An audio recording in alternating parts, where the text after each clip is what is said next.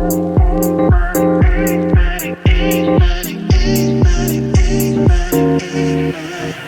welcome everyone to another edition of the Herron Talks podcast. I know we've been gone for a minute, and that's I can't put all that on Bonita. You can't put any of that. Bonita's been traveling and stuff, hanging out in Mississippi and all other places, and so we haven't been able to get back to do this.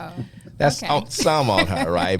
But we're back, and a lot of you have asked, okay, when are y'all going to do the podcast again? So we are back. We just wanted to make sure we got some really good guests, and we do have a very good couple today that you will learn a lot about. Like we so often get people coming to us saying that, oh, I want to be an investor. I want to buy and flip and all that kind of stuff. And usually people who were up late one night and saw somebody on a boat selling some program about invested and flipping and stuff, and they don't even really, they don't even know what they're talking about. So they come to us, I want to buy something for 20 cents on the dollar. I'm like, you know, but you can't really react like you really want to react, right? You're just like, oh, really?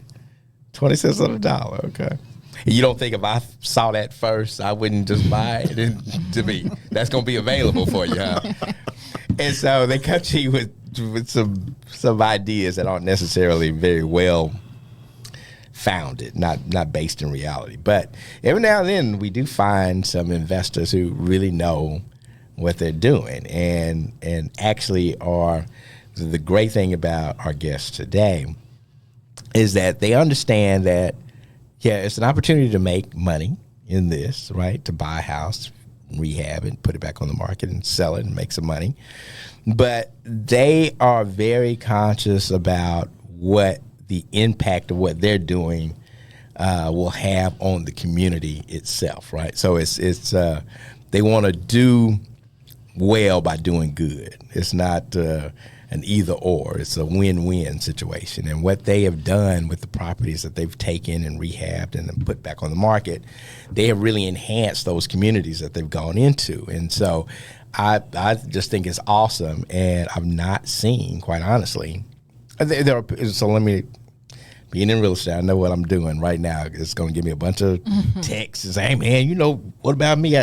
There's a lot of decent investors out there that do right by the communities. But in this case, what I'm talking about, I've not seen anyone take care to make sure that they didn't just put some cookie cutter, you know, paint by numbers situation back into the community and then try to charge some exorbitant amount of money. And because we painted the brick white, made the floors gray. Y'all know the pattern. Put some cedar posts on there, and then I put the gentrification numerals on it. That's what I call it, gentrification numerals. That modern deal. And you think you did something, right?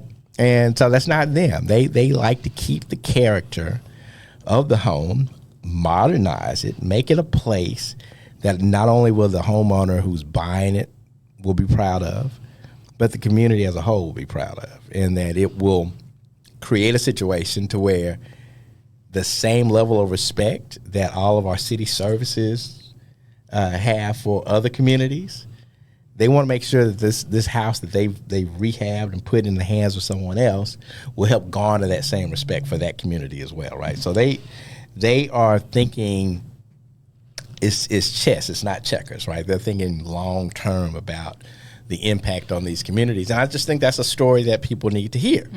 The other piece of it is these are high school sweethearts who still not only like each other, they love each other. And they are doing this together. They're doing this together as a project. You know, a lot of people can't work together. You know what I mean? A husband and wife. We see that a lot. Yeah, they got, So we see that a lot in real yeah, we estate. see a little, oh boy. Listen, they, yeah. Be careful about how we say that because people listening and they'll be like, "You talking about us?" Nah, I'm. If you triggered, right? Yeah. If the shoe fits, put it on, right? But no, that's hard, right? You work together all day, you come home together. That's all night, and so there's a lot of time spent together. So not everybody can pull that off, and they can, and so their story is really good, and I think is a template for others. Not everybody can do it. Everybody can't, as I was thinking about, okay, me me and Dr. Herron, could we work together like that? And I was like, well, do we probably could. Angela will always say that that I'm not, in her mind, coachable. And I said, so that's kind of the problem, because we're trying to figure out who to coach. So we both can't be Vince Lombardi, right? So somebody got to be the player too, right? Somebody got to be the player, somebody got to be the coach. And it's in her world, I'm supposed to be the player, and she the coach. And so and that's cool. Then there's some aspects where, you the coach, but I got you the coach all the time. I mean, I can't coach sometimes. But anyway, I didn't mean to turn that to me. So Bonita is the reason that we even know who our guests are, because she has been working with this fine couple, and I'm going to give her the opportunity now that she's back from one of her mini vacations. Don't do that. If y'all haven't noticed, Bonita's doing really well in real estate. So if you're looking for somebody trying to come up, looking for a sugar mom or something like that. Whoa. Never, never, ever. Have I ever? Never will I ever. you might want to, whatever. But so Bonita, if you don't mind, could you introduce our guest for today? I will. I'm so proud to introduce Mr. Gerald and Mrs. Sherlyn Dorsey. Mr. and Mrs. I actually was introduced to them from a former agent colleague, their nephew, Lamar. Shout out to Lamar. Thank you for the introduction. And they've been wonderful to work with.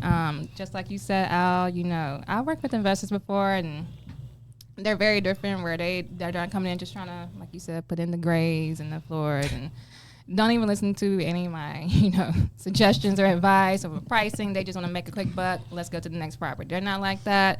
They're very great to work with. And as you said, yes, you can definitely tell they not only love each other, they like each other. That's always a big thing. But yeah, they wonderful investors, also contractors. So yeah, Miss Sherlyn and Mr. Gerald. Hello. Well, y'all welcome to. So you did pretty good. The dismount was a little. I know, I kind of dropped off with the introduction. It was a little shaky. It wasn't. Let's welcome Mr. and Mrs. Dorsey to the podcast. Very good. Thank you all so much. That was a beautiful introduction. We had no idea what you would say. Thank you. Well, welcome to. And we're glad to have you all here. And I want to first, before we even get into the whole home rehab and flipping and all that kind of stuff, I want to just kind of start with the two of you. So very unique situation to where you get a couple who is working so closely together, and like Bonita was saying, not only she used the phrase, not only do they love each other, they like each other. So there are people who are in love, but they don't really like each other anymore, right? Have y'all seen that before? Like when you go to dinner and they just sitting there on their phones, are kind of looking. They're not even talking to each other. Yeah, I hate that. Really? Yeah.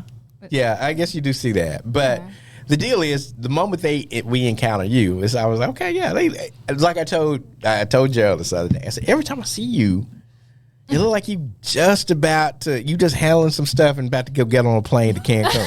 For sure. I mean, life is good like that. Every time I see him, it look like, man, there's no stress at all in this man's life, and that says a lot. I'm like, that's you. Something is going well, and then I meet Sherlyn, and it's the same. It's just relaxed. It's not like you all don't have stresses and obligations, but you move through life like, hey, look, this is a blessing. We got a chance to kind of keep this thing going, and let's enjoy it. And I that was unique about what I saw when we first met you guys. And so y'all tell us about your getting together. High school sweethearts, I understand. Yeah. High school. You want to start off there? So we met in church. Our parents actually went to school together. Wow. So I think Sherlyn used the word betrothed. Mm-hmm. We really were. Okay. We were. But really, I didn't remember her as we were younger. Okay. But I remembered when she first. Gerald, let me interrupt. I'm putting the mic, because I see you kind of turn that way. Right there. You go. Yeah, you go, sir. Yeah, I remember when she was 16. And she came and sat in front of me and started talking to me.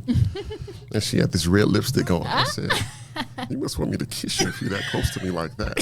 Oh, wait, you said that to her? Was this? Oh, okay. You just thinking. Oh, I was like, this yes, is at it was church. at church. Okay. Yeah, a choir rehearsal. the red choir lipstick. rehearsal. Yeah, but I said, I like her. And I said, that's going to be my woman. Hey. Okay. That was love it. 17, 16 years love old. it. Okay.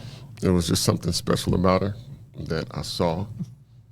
And I knew her from day one. Oh, Wow. my God. Sherlyn was the same. What's your point of view? Yeah, you kind of want that. Yeah. So very much the same. We had, because our parents had gone to school together and they were in church together. We had one big church family. We had the bulk majority of the church is my family. Would you say that when we were going there? About 60 to 70% of it I was related to, but we were very close with everyone there. So we did things as a family. So when choir rehearsal was over, we would all go bowling or go to the lake, right? We're originally from Chicago, so the lake was a big thing, right? So we would do that. So Gerald at some point became a part of that, and he actually knew my cousin first, and they were just cool. Again, just a part of this group, our church family. We still to this day call each other cousins and family. Okay.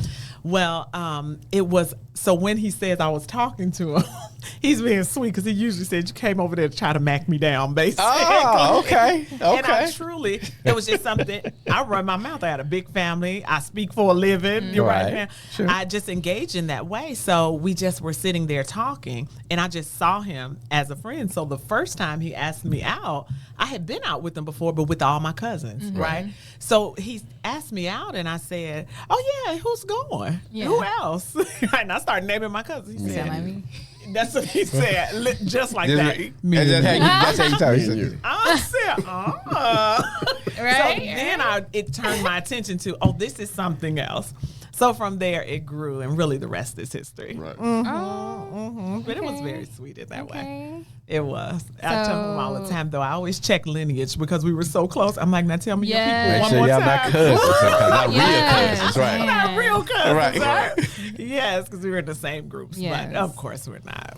Okay, so y'all went off to college. Were y'all still together and everything? We were. We Good. were. So, yeah, I went away to college. Okay. And he stayed home initially for college. So I used to come back every 2 weeks. Every 2 weeks. Literally. I was just about 4 hours, wouldn't you say, Okay. away? That's not bad. And I was a daddy's girl. I had a Okay. huge family and close.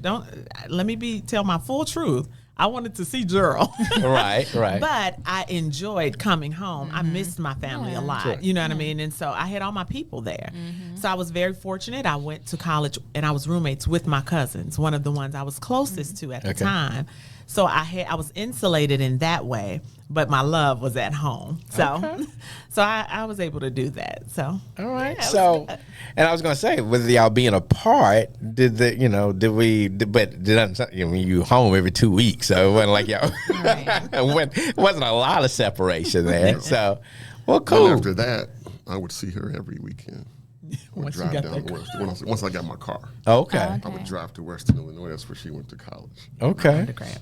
Undergrad, yeah. Yeah. Nice. Okay. So it was like you said at 16 when she came with that lipstick. It was What done. was the name of it? Danger Red. Danger Red. Danger Red. Oh Danger man. Red. Got it for me. I thought it was everything. Danger red, because Catch your boo. that's funny. whatever you want to say, don't say it. Let it go. Just let it go. That's But Gerald, I will say this about my husband.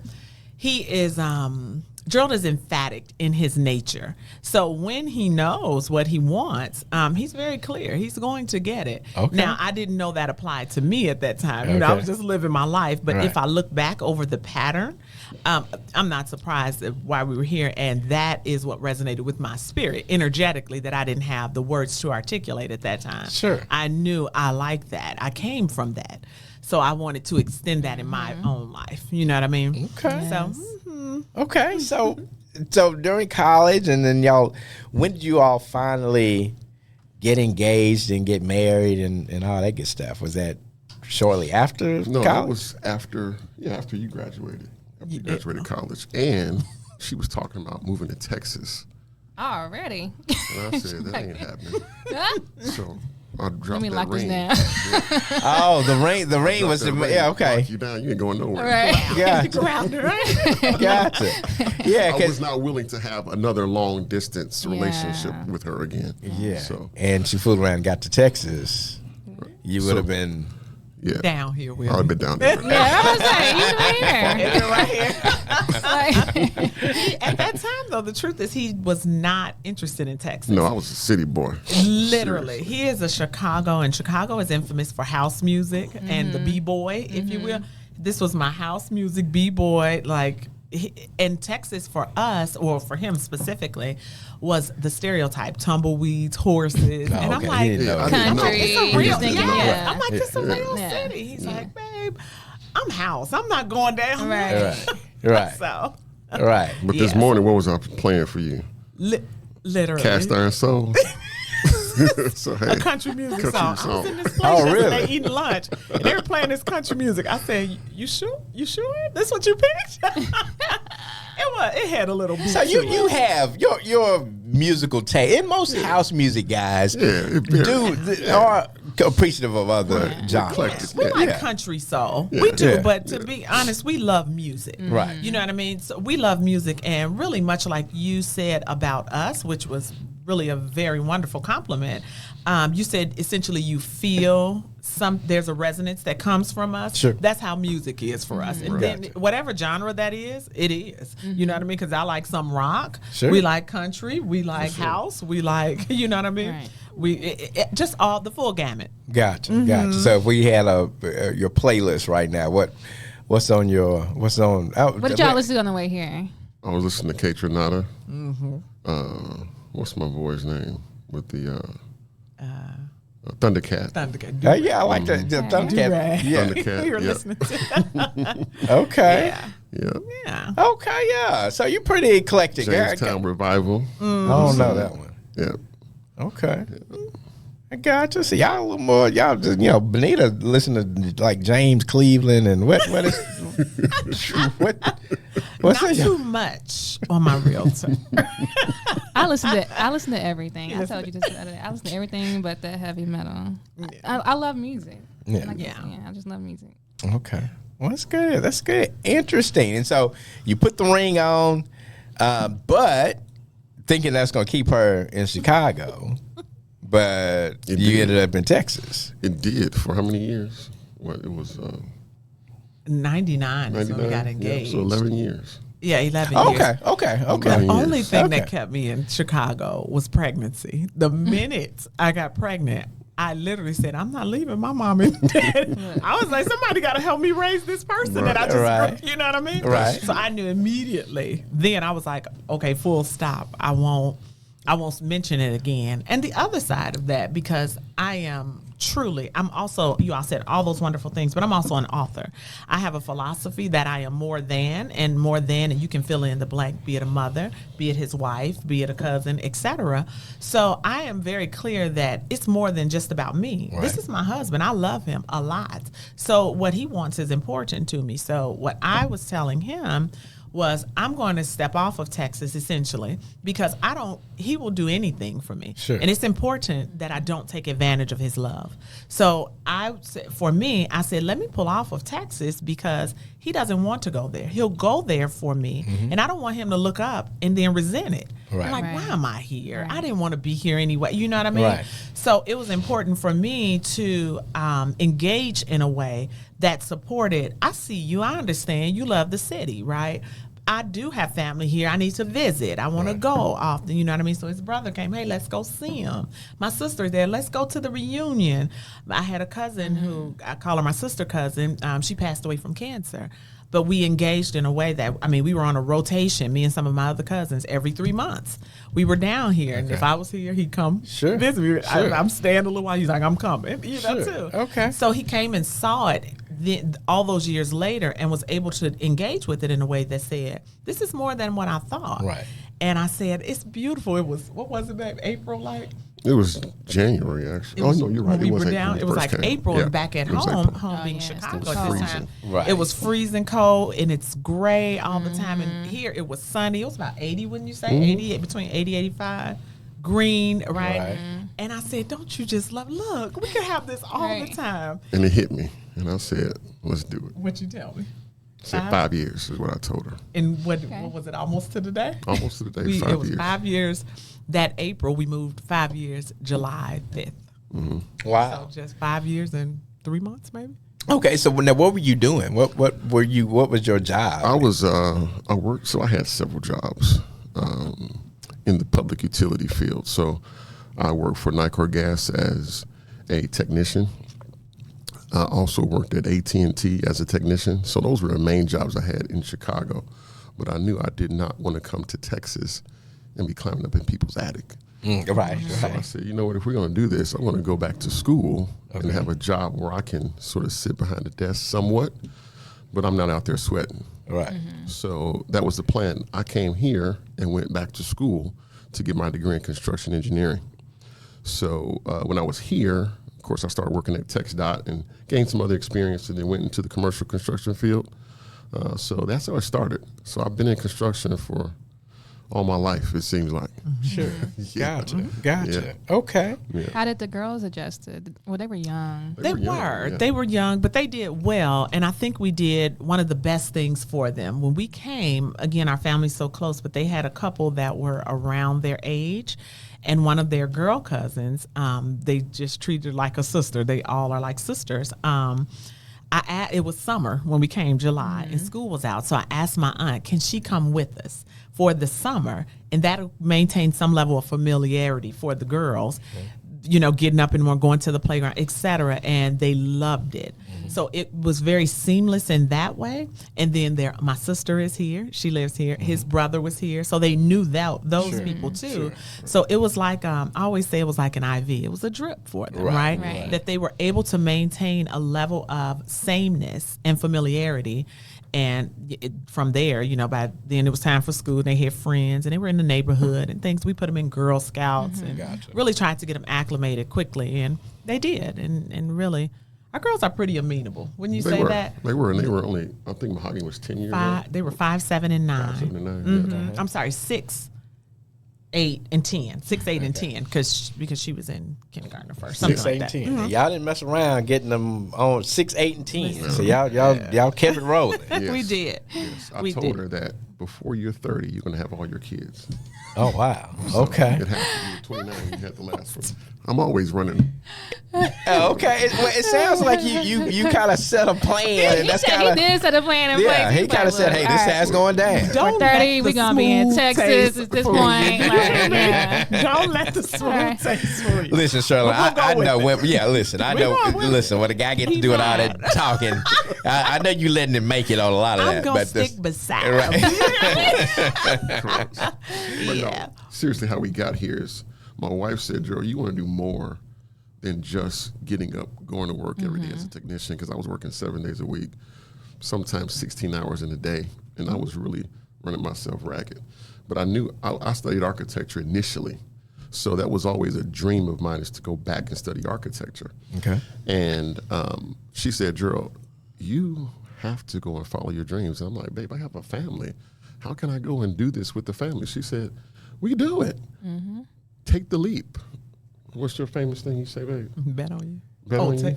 Take the leap and the wings will appear. Oh. Right. The wings will appear. What is it? Give it to us again. No, I just said take the leap. I said Jump and one the or wings two- will appear. That's what jump, you said. yeah, one or two things will happen. Either you'll sprout wings or the floor will come up to meet That's you. what it is. I like that. You will be okay. Yeah. Okay. Or the floor will come up to meet you. Now, if the Right. floor come up to meet you, it's probably gonna hurt a little bit, but you'll be all right, right? Sure, but that was the big reason that we made this move, and I felt comfortable to be in this space because I stopped working initially when you came here. I left school. You know, I left work, I should say, Right. to come To here come and go to back school. to school. Yeah. Okay. Yep. So big it was a leap. big deal. I mean, to have her support in that. Yes. Because typically, of course, I'm a man, so Right. I got to work, I got to provide for my family. And she said, Gerald, damn that. You're a human being. I'm concerned about you. Good job. Your well-being. Yes, So, I love that. Well, y'all are unit. They're Y'all like fathers. a Absolutely. Jay-Z and Beyonce. y'all are the team. The real couple goals. Okay, and so you get here and do that. Obviously, you all, doing really well. Did really well because Sherlyn, you were able to raise the kids and do your thing at home. Obviously, and when I always want to make sure I do this because I don't think there's any more difficult job and more important job than that of raising your kids. Mm-hmm. And so sometimes when people so sometimes I feel like the person who, because they're stay-at-home dads now too, but the person who stays at home, I think sometimes feels like it's necessary to add on a bunch of other titles. I do this and do this and do that. You don't have to do all that. What you do is enough, right? Sure. This is, and so I'm always any chance I get to tell somebody who stayed and had the opportunity to be able to raise their kids like that. I think that's a great thing. Yeah. Now, and so I always when that scenario is there, I always want to make sure people don't feel like that's a less than or I was out here working and I was like, yeah, that's cool. That's different strokes for different folks, but I think that's a very commendable lifestyle decision, right? Yep. And so I was just saying all that to say I commend you for that, but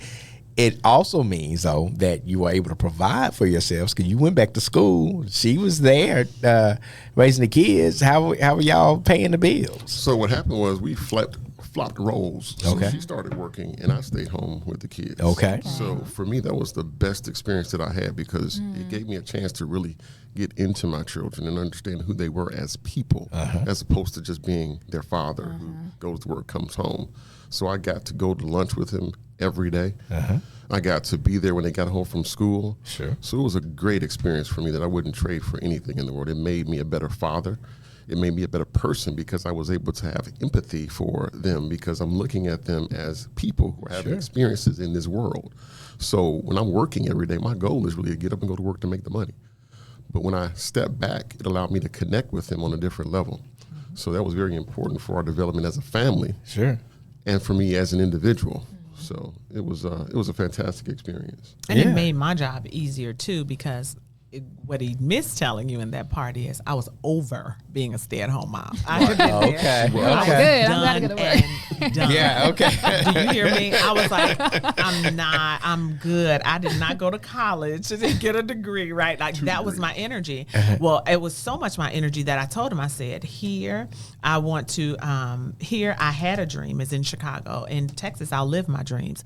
And what I said was I am going to go back to school because I had been out of the workforce about 10, 11 years at that point. And I knew that I couldn't command the same thing I did 10 years ago with the same skill set. So I went back and got a master's. So I actually ended up with 2 masters, an MBA and an MHRM. And then I said, I'm going to go and find, get another job. Sure. Well, my graduate degrees are from Keller Graduate School of Management. It was a fantastic experience for me. It was so fantastic because it was non-traditional school, and I was a non-traditional student. Okay, right. So I wasn't trying to be on the yard. I did that in undergrad. I wasn't going to the union anymore, right? And all of that. I needed flexibility in scheduling and classes, right? And I needed to truncate the time I went because my children were 2, 4, and 6 when I went back. So I literally would be at the library with them in the children's sections at the little table, waiting on him to get off work, doing my homework there or reading a book in this hand for them, doing my work. He'd come and pick them up. I go to class or I took them to class with me, had amazing professors who were like, they are fantastic. They're not causing any problem until he got there. Then I tip them out. I mean, it was a big deal, but I did not want to do that anymore. I went and when we came back, he said, great, because since I'm going back to school, I'll do this. And so we end up figuring out the money. And I want to be clear, we definitely ate and we did okay. Yeah. But we had a lot of times where it was like, all right, so what did that bank account say? Right. But we had a long goal. And I'm a long goal person. And all I kept saying is, if we can get there, we'll be there. Right. But if we stop, we'll just be right here. Absolutely. You know what I mean? And then if we start again, we'll still be right here. Right. So it was what it was for me. Yeah. So he was very excited, and then he loved it. And I was able to go to work, what was it, about 2 years? I think it was. About 2 years I worked for a company in, really, DeVry, right there, undergrad, Keller's undergrad. And it was great. It was good until they just laid off and downsized. You know, they ended up selling all the things. But it was really great for him because he was working so much. And I continued to tell him, you know, you're more than their father, all of that. But he didn't get to, my biggest thing was they need their dad. I like the money, right? I like the money. But we need you. I like you more than this money. And I can have it all. Right. We have to figure out how. And so even speaking about that, to kind of flop back into, I don't know why you guys brought us here, but to kind of flop back into that, during that time when we were making that money, that was the first time we started to try to start investing. Okay. And we were like, hey, we have some money. Let's do it, right? Right. Let's just do it because we heard somebody on a boat at night. And so, you know what I mean? That said it's possible. And we went to a few seminars and educated ourselves. And so we tried it. You know, we tried it. We had some hiccups and all of that kind of stuff. You know, no regrets because it got us here. Sure. Right? But that we were able to do that because he was there. And what he always used to pour into me, and I used to tell him, man, when you say things like this, it gives me another 6 months. He used to just tell me how much he appreciated what I did and how he's able to go to work and do what he does because he doesn't have to worry about his children. He said, if I want to work overtime, I can do it at peace, Sherlyn, because I'm not like, where are my kids? Who's with them? They've been there long enough. He said, if you're okay with it, I'll go ahead and do it for our family. Sure. So it was a symbiotic relationship, you know, and it was in name and deed. Yeah. Yeah. Love it. Yeah. Yeah, and that's you know, that's real talk that most couples or families don't ever engage in, right? So there are dreams that get deferred because we can't sit down and actually have this conversation. There are accomplishments that don't get accomplished because we can't sit down and figure out what we will sacrifice together to make this thing happen. And so I think this is one of the bigger lessons, even from more than what we're about to talk about now, is just that, you know, to really excel and achieve and do things at the highest level, the unit has to be tight, right? Sure. It has to be tight. It has to be on the same page, and we're trying to do the same thing. We're trying to achieve the same thing. Maybe not even the same thing individually. You might have certain things that you want to do that you know are outside of him, and he's got some things he wants to do. But the fact that you know what those things are and are supportive of those things and are pushing to make that happen, even if it's you're having to sacrifice this, you're sacrificing that. That's how those things get achieved. And that's why it doesn't happen for the vast majority, because that part of the relationship. Not a team. Not a team. And then a lot of people are not willing to sacrifice. Like, I don't want it. If I want to go out and eat this, that's what I want to eat, right? I don't want to have to be looking at the budget and all that kind of stuff, right? And they wonder why we can't get to, you know. So, okay. Very good. So let's fast forward to, and by the way, too, we want to give a good play. So if y'all ever want to kind of learn about relationships, this love and work kind of situation, our guests actually have started a podcast that we're going to definitely direct you to. You want to check it out because I think it's cool. You get to see them work, get to see them do what they do, but you also get to see the background. How are they even in position to do these things? And it's their relationship. We'll put the link to their channel in the description. Yes, Marcella? Okay. Very good. Yeah, you know, we got Bonita is talking technical stuff that she ain't going to do, but I'm glad you did check with Marcella. So Marcella can do that. So let's talk about the whole investing. How did y'all, first of all, how did you get into the phase of it that you're in now, where you identify a particular property, kind of figure out, okay, this is what it's going to cost to do it, and what I think is unique to you all is not, I'm sure for most investors, it's just kind of a punch list. Okay, we're going to do these things, and we do this on every one of our houses, 1, 2, 3, 4, 5, and period. And it's going to be the same colors. It's going to be the same. Yeah. This is what we do.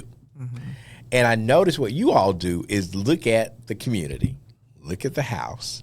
You want to maintain the character of the house. And it looks like you even try to pick properties that have some character. And then instead of saying, okay, I'm going to make my design fit to this, as opposed to saying, okay, this house warrants this. This house should be like this. And this is how we make it a very valuable part of the neighborhood and make it something that would be great for someone to own, right? Yeah. So I think the mindset is a little bit different, and I guess I'm trying to figure out how do you start? How are you able to develop that particular mindset versus the typical investor thinking, and just kind of y'all just give us a 101 on that. Well, wait, before we get to that, I want to know, how did y'all decide? Okay, now is the time to go ahead with what is it, because y'all, the girls graduated and everything? Like I want to know before we get to that. Sorry. What made y'all decide? Yeah, so we have been planning this for years. So from our previous experience, we learned that we need to plan. So we started creating budgets for ourselves. We were putting money up. I would take jobs that paid more money and use that excess to stack and create our capital.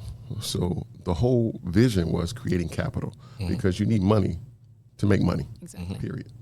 The whole get rich quick or you don't need money to make money is a lie. Absolutely. You need money to make money. Yes, that's a lie. How do you do ASMR? A big one. It's a big lie. Right. It really is. So my most recent project that I was on when I was with my former company, I went to Mississippi. So we would have meetings every Sunday and plan out what we wanted to do. Meaning, we thought about real estate. We would take samples and sort of look at the budget. We look at everything that rehabbing would entail, and we sort of created our process from there. I was also a commercial construction superintendent, so you have to be very process-oriented in that industry. It was a stressful job, and we still made time to plan our business. So it really is about establishing what your goals are, and then moving from that place, our vision that we had, we knew that we wanted to do this. I remember when I first got into my career after completing college, there's something that told me you won't be here long. And I'm like, just give me a minute. Give me a minute to enjoy this. But it was something that we knew we were going to do. So from that day on, we were just planning this moment to leave our employers and to create what we wanted, because we knew we wanted to work together. When I first met her, what did you tell me, darling? We were in our relationship at that point, and I guess I was about 17, 18, because I was almost done. I graduated undergrad, but I'm a visionary. I think long game, and what I'm good at, what my genius is I vacillate well from now, then. I'm always seesawing. What are we doing now, and how it's going to impact then? Well, even then, we were talking about marriage and all this, and I said, I know what I want to do. I said, I want to work with my husband. I said, I want us to be able to go to work and I can't remember exactly what it was, and I named off this litany of different things, and said I wanted to work with my husband, because what I knew about it, working with my husband, or really the person that I love, because he wasn't my husband. If I am committing my body and my life to you, I have to be able to have a relationship and work with you, right? And if I am most vulnerable with you, then the things where I need your strength and I you. Well, if we're married, to me, what better way to enhance and leverage our strengths? And I don't have to be concerned, are you stealing from me? Do you think that, is he trying to?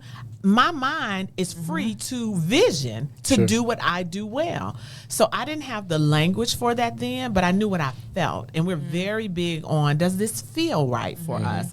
And so that's essentially, in a nutshell, what I was telling him, and that was the space I was coming from. I like being in spaces where I'm safe all the time, where I am communicative. I have a big personality. I love what I do. I love my life. I love people. And if I want to emote in that way, I don't need the challenge from home. Sure. Right? Because we're already challenged in the world, right? With our different complexities, right? As human beings. So I knew that I had that with him because we have really had a pretty amazing storied relationship, wouldn't you say? For sure. Yeah, we've been very communicative all of our lives. We've always leaned into and told our hopes and dreams, and all the things as we've learned to get better along the way. Don't get me wrong, but what we've always had, and I think that's what magnetizes us so much, is that we are safe with one another. Right, and we set an intention for this. It didn't just happen. Sure. Yeah. I mean, it's an intention that we set. I mean, we have conversations about how we can be better with ourselves and with each other. So it's what you see in front of you is work. It's life work, but it's fun work. Sure. It is. It's fun to learn about yourself and learn about your partner and grow as you learn, because I'm not the same person I was when we got married.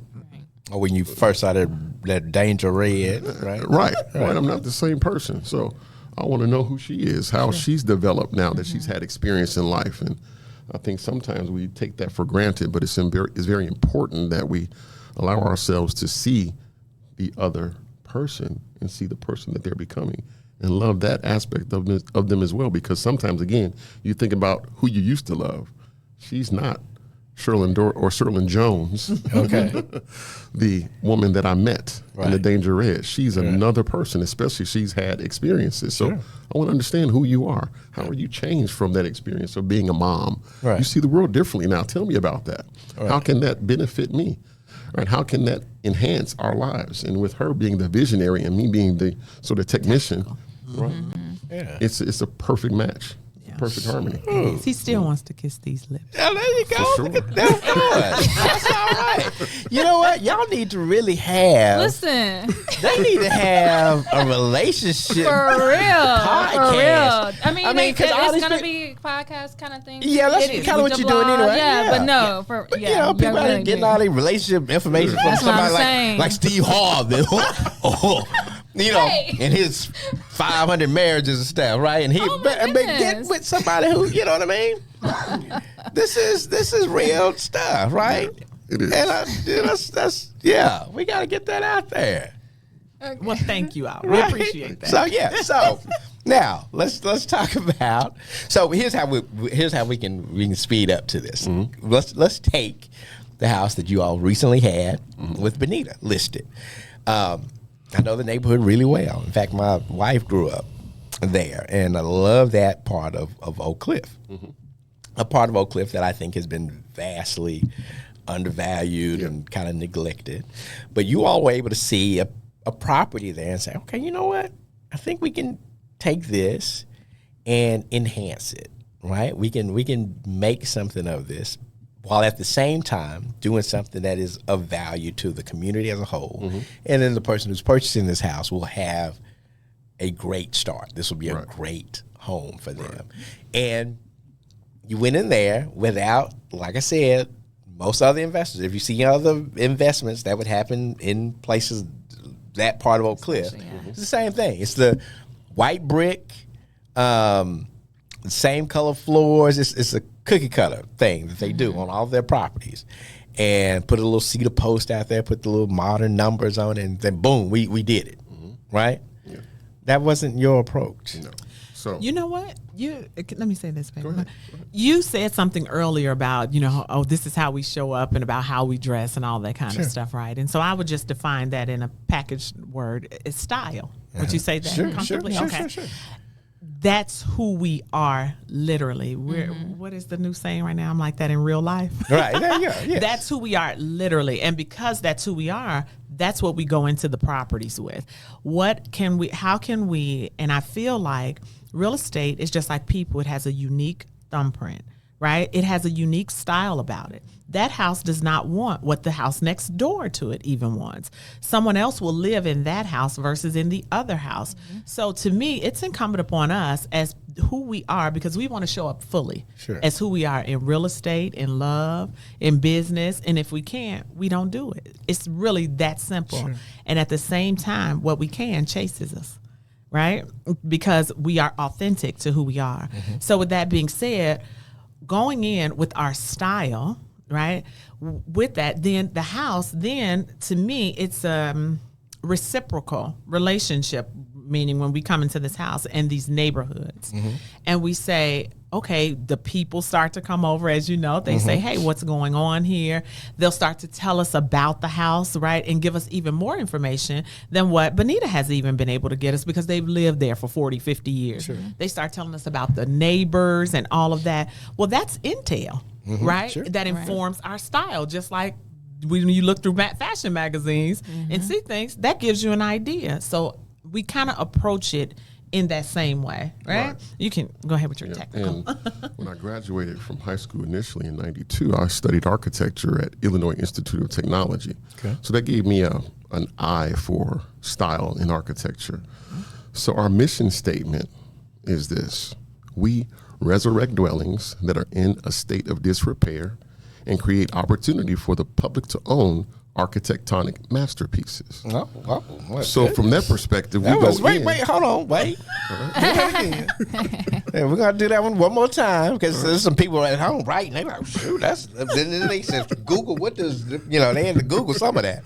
But give us that one more time. We resurrect dwellings that are in a state of disrepair and create opportunity for the public to own architectonic masterpieces. Love it. So we want to turn over pieces of artwork to everyone, that every house that we touch, because I understand the impact of architecture has on society, community.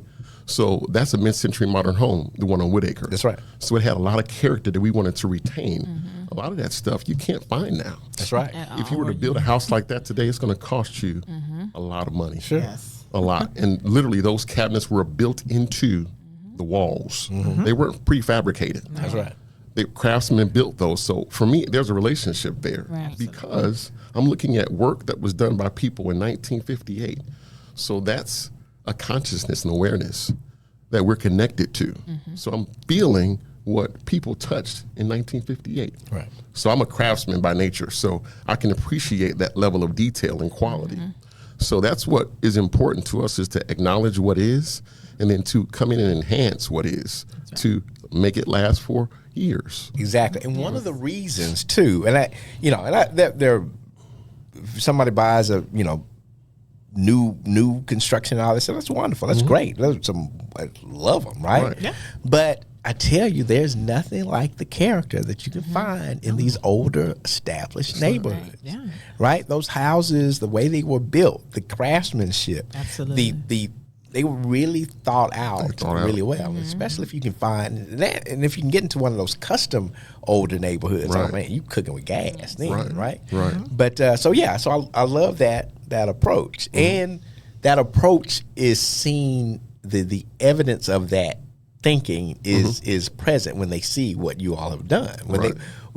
I know a lot of people who live in that neighborhood who were visiting that house as y'all were doing things, and then you even opened it up to everybody before it went on the market. You opened it up to the neighbors, and I'm sure the neighbors communicated to you all how impressed you are, what they were with what you all had done with it. Right. Yeah. But you also started to see that a lot of them had also kind of been beaten down a little bit about what the real value of the neighborhood was. Sure. They were surprised that you would come in and do something of that level and be able to command the type of price for the house. Still a price that was much better than other parts of town, right? Sure. Right. But still, they didn't know that it was that value for them over there, right?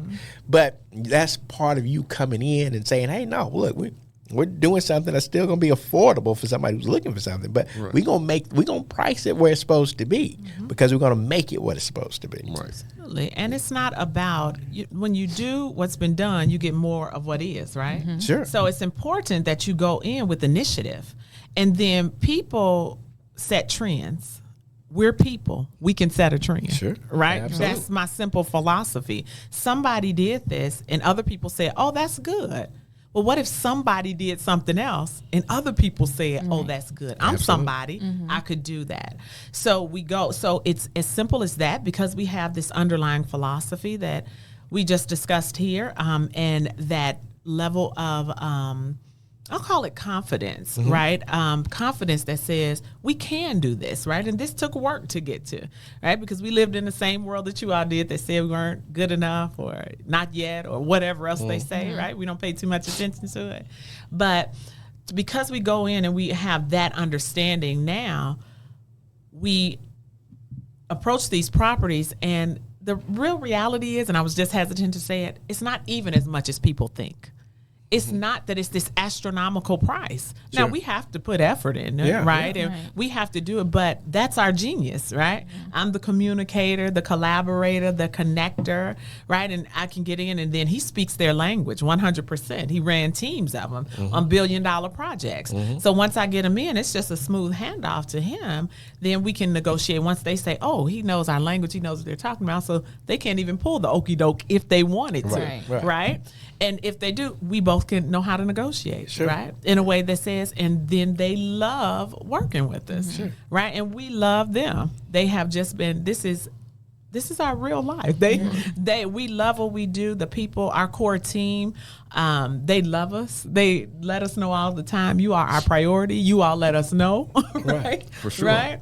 But it's just, because we respect them and we honor them, and they know that we come in with who it is that we are, and we will deliver on the promise that we. And that was the point I was going to make: the respectful treatment of those that you are employing to help make this happen. Absolutely, there is a level of there's a loyalty there, and there is a commitment to making sure that project turns out for the best, and a collaborativeness. Sure, that's been invaluable to us. I was a technician, a craftsman for years, so I understand what it's like to get up in the morning and put your tools on and sweat and work all day. So if I can bring you some donuts on Friday to say thank you, that goes a long way. Sure, if I bring you water, when you're hot, or help you lift something, it goes a long way. They know you're invested in it, and you have respect for what they do. Absolutely, you see them. They push them to the side, move them out of the way. They're the ones who make it happen. Absolutely, we don't have a business without the people that work with us. Right. Again, they don't work for us; they work with us to accomplish a goal. Absolutely. So we set the vision clearly. They understand the vision and their role and their part. As long as they're doing their part, they feel a reward from seeing what we actually build together. So what I know is that people want to feel good about themselves. They want to understand that what they're doing matters and it means something. So when we show that, and then they see the actual product of that, and we point to them and say, this is what you did, they're loyal forever. And they not only meet the goal, they exceed the goal. It. Absolutely. Yes, Absolutely. And then they tell others about it. Because some of the things that we were looking for, they're like, we can do it. We'll do that. I know someone. I'll bring them in. I mean, sometimes they speak no English. That's okay. I'll tell them. Sure. And it's just been, it's really just been amazing. Gotcha. Love it. And so, and here's what the other piece of this. You all are fabulous at that. But a lot of people miss out on the fact that they have a home in a community like that. They have a home that was built with that kind of character and that kind of care. But over the years, because a lot of times people they're busy trying to graduate their kids from high school, trying to make ends meet, trying to do all this stuff, and they don't continually invest back into the house, right? And so then they look up, and now they're a little older, the kids are gone, and the home has not necessarily had the upkeep that it probably should have had, but they're busy living life. Right. What you all also are able to do is to come into a house like that and say, okay, let's find an economical way to bring this back to what it is that you bought, right? Obviously making it modern, not not what you bought in 1960, but but enhance upon that. You all are able to come in and tell people, hey, look, what is that you would like to accomplish here? And let's figure out what we can do. Here's what's the budget and that kind of thing. And I think so many people get down on where they live, not knowing that, look, with just a little bit of this, a little bit of that, you got a masterpiece. And so many people end up just letting their property go for little or nothing, or don't have the respect for it that it really deserves, because they only see the most immediate. It needs this, it needs that, and they don't think about, okay, dude, how can we get it to where you need it to be, because that's where the value is, right? So how would you all, because you all do that, right? We do. So not only are we investors, as you're mentioning, we do own a construction company. And it's so funny that you say this, to tie it right in some of the neighborhoods that we've gone in, we now have potential clients because they've seen what we've done. And actually even a neighbor came over and said, I do have a bathroom that needs to be addressed, right?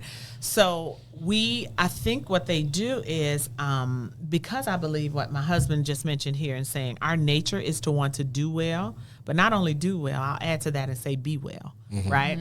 We want those things, and we're constantly seeking things, and the reason we're seeking them is because we think we'll feel better, right? And having those things, as I've heard many times, right? But we are able to come, because we are of demonstration of that, right? Of being well, coming up, showing up with integrity, right? With our love and our business, etc. That resonates with people, and they inquire to know more. Once they begin to talk to us and see that there's no judgment, or we don't have any feelings towards, whatever it is that's happened in your home. Life happens to us all. You know what I mean? Absolutely. We are you and you are us. Sure. You know what I mean? Then we're really just able to kind of get to the business at hand and say, is this a viable solution for you? Because as you mentioned, sometimes they're going through life and putting children through school, or just trying to live and taking care of an older person. And sometimes they aren't able to do it. They just need cash right now. And that's okay too, right? That's okay too. We address that as well. We can close quickly, all the things that come with that. So it's not about trying to get them to do a certain thing. We want to hear what they need. What do you always tell me, man? I want to give you what you... Give you what you asked me for, and not what I think that you need. And that's an approach, right? That's an approach. I know you were going to say something. I don't want to get too anecdotal. I lost my train of thought, but I'll go here. As relates to the idea or condition where we're just trying to make it.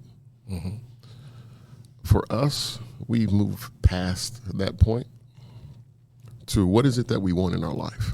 And when you start to believe in yourself and understand that you have value, you start to behave differently. You start to reprioritize things. So sometimes it's just your perspective that needs to change. Some people are literally sitting on money, on houses that have no debt whatsoever on them. They could take $100,000, literally, put it into that property. If they wanted to leave, sell it, and make $200,000 on it. But because they don't see the value, they don't do it. You have to understand your value and start to think of yourself as being valuable. Think of your neighborhood, because it's all defined by who we are, what we say we are, rather. What we say we are. So that's what we bring. We know who we are, and because this is who we are, this is what we demonstrate. And then we show, this is what's here, present and available. It's like, boom, shine the light right here. Open your eyes, see this right in front of you. But sometimes you can't see it when your perspective is warped. Absolutely. So it's about removing those blinders, clearing the screen and saying, I see the value of myself. And then things start to change. Absolutely. That's who we are. That's what we do. So for us, Woodacre was a prime example of us being able to do that in that neighborhood and to add value. We always want to add value. Life is reciprocal. We don't go into any relationship without there being reciprocity. I'm not coming anywhere to get something. I want to know how we can share. How can we mutually benefit from our engagement? So when we come from that perspective, things come naturally. It's just It's just the law. Absolutely. Right? Absolutely. Man, ooh, this is good stuff. So here's what we're gonna do. We're gonna. I want y'all to first of all let everybody know how they can reach out to you all. Whether it is, let's say you've got a piece of property that you, think okay, they would be great purchases for it. They got a great real estate agent in Bonita Love, yes, we but and so she would probably be involved in helping make that happen. But if y'all want them to say, hey, reach out, let us know. If you got a piece of property that you want to possibly sell that needs some work, and in its present condition, it might not get you what it is, but it's got value. These people are not going to try to come steal your property, right? Right. And then you might be the person who's saying, no, I want to stay here. I just need it fixed up. I need to do a little work here. Now, I do know when my wife hears this, I'm going to have to call. Y'all going to have to come do. We got a bathroom. She wants the kitchen redone. But so how can they reach out to you all? Absolutely. So across all social media channels, and the social media channels that we have are Facebook, Instagram, TikTok, and YouTube. We are at GSD Endeavors. G for Gerald, S for Sherlyn, D for Dorsey, Endeavors, and that's with an S on the end. I'll spell it, and that is ENDEAVORS. So again, that's at, and you need the symbol, GSD Endeavors. That will take you to our page across those social media channels. Please do subscribe. We are trying to grow our channel, as we literally just got on the social media. What was it, like yesterday? I think it was yesterday, day before. Something. Yeah, Tuesday. y'all already populating people, subscribing and all that stuff real quick. We're so excited. Yeah. We're so excited. Yeah. So that's how they can reach us there. Or you can shoot us an email if you have something, as Al mentioned. I'm sorry, let's call you someone else. As Al mentioned, if you have a property that needs to be rehabbed, you want to move out of, right? You just, alrighty, I'm just out of here, right? I want to go ahead and get this off the market. I'm sorry, go ahead and sell this and put it on the market, whatever that looks like. You can shoot us an email, and our email is gsdendeavors@gmail.com. So just hold on to that GSD Endeavors, and you will get in touch. Get in touch with us. Well, this was good stuff. Yes, this And is so, great. I can't wait to start, paying attention to your regular subscribe. weekly. I'm gonna subscribe and to your channel. Of course, people are gonna get criticized by I don't publicize our deal. So, by the way, if y'all did like this, do subscribe to the Herron Talks podcast. But yeah, this was outstanding. Bonita, you made up for it. You did good. These some great guests. Made up for what? I'm just saying, not being here and all the kind of, not being around, so we can keep our stuff going. Has nothing to do with me. But okay, this is the Al Herron Talks podcast. But no, this was awesome. We certainly appreciate it. Look forward to having y'all back again. Because y'all were great. This is good. Anytime. Thank you all for inviting us out. We appreciate it. Yes, We we do. do. We No do appreciate it. We have our head down and handling our business, and sometimes we look up and things like this happen, and we go, "Oh, thank you, thank you for noticing." Oh, We good. deeply appreciate No, being no, here, we and everybody who's watching. Very good. We appreciate it. Marcella, thank you again for, she's our technician and Yes. does everything. Bonita, I'm glad you were able to make it back safely. Bonita had a little adventure over the weekend. I almost got kidnapped, but that's another thing. So we will see you guys next time. I promise this is supposed to be a weekly thing, right? I know y'all saying it's been a few months, but yeah, we got a little busy, but we back. So y'all, thanks for tuning in, and we'll see you next time. Good.